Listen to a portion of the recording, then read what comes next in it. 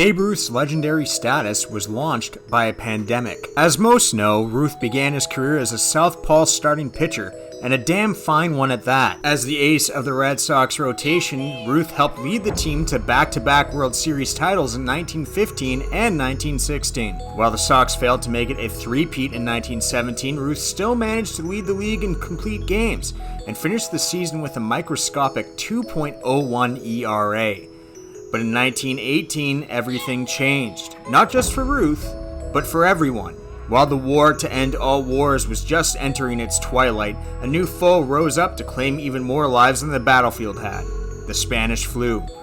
Infecting an estimated 30% of the world's population and claiming upwards of 50 million lives, the Spanish flu terrorized a world already mired in conflict. Perhaps even more alarming was the demographic that was susceptible to it.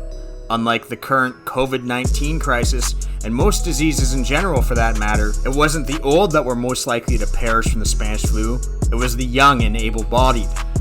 It is generally believed that the Spanish flu achieved this through a process known as a cytokine storm. Cytokine storm refers to when the immune system of a person essentially kicks in a hyperdrive and overreacts as a response to an infectious agent.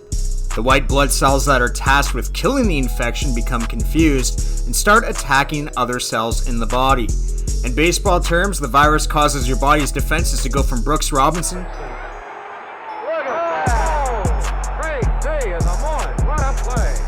to Manny Ramirez. Now here comes the first throw that Manny cuts off. And then Manny throws the bell horn.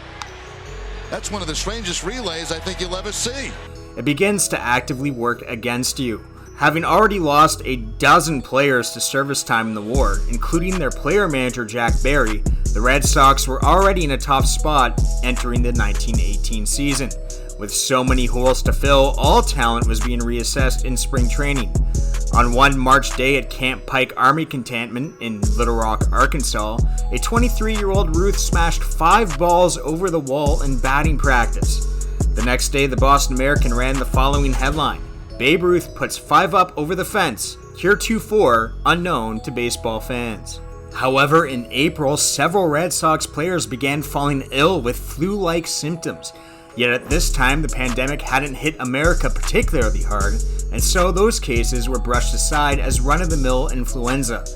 George Whiteman and Sam Agnew are thought to be the first players to introduce the illnesses to the team. From there, it spread like wildfire, debilitating the Red Sox one player at a time.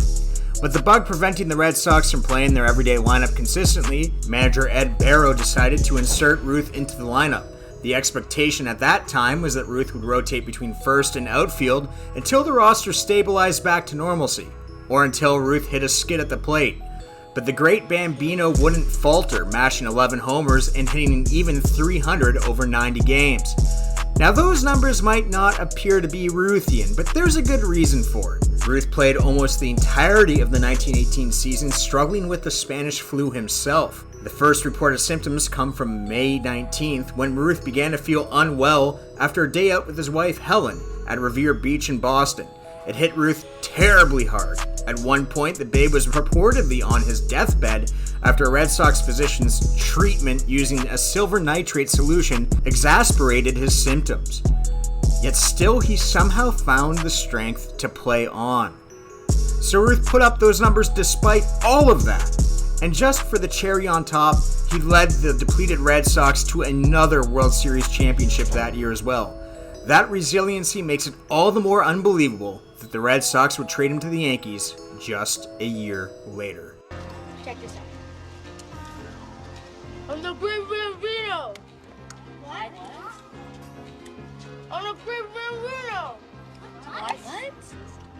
I'm the Great Bambino. Like the video? Then be sure to drop a like and hit that subscribe button.